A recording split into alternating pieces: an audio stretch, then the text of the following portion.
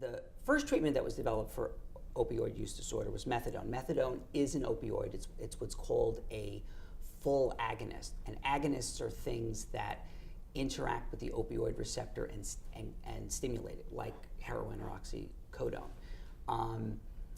Things that are full agonists are drugs that the more you take of it, the more effect you have. So one way to think about like the way a drug interacts with a receptor is like a key and a lock. So the drug is the key, the receptor is the lock, and full agonists fit in the receptor and turn the tumbler, and you get the effects of it. For methadone, the way methadone works is that methadone activates the receptor, and by providing activity at the opioid receptor, withdrawal is prevented and craving is reduced.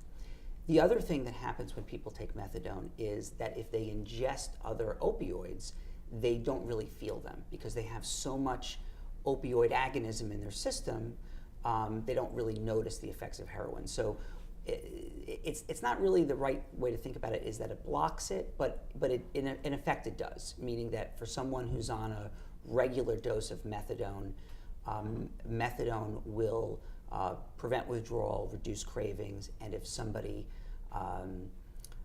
uses opioids when they're taking the right dose of methadone for them, they will not generally feel the effects of that.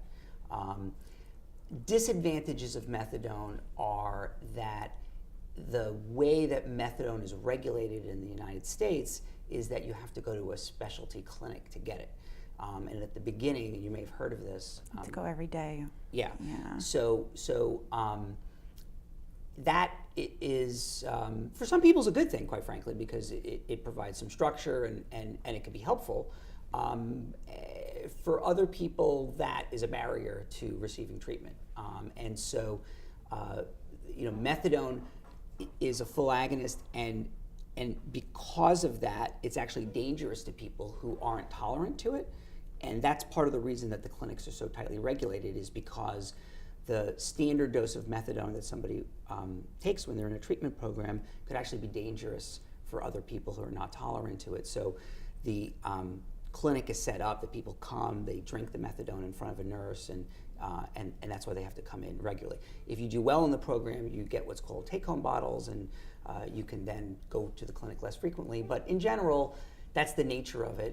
And historically, it was the first treatment that was developed. That came, research was done in the 60s, and the methadone programs became available clinically in the 70s. So they've been around a long time. But the limitations of needing to go there regularly for some people is a deal breaker.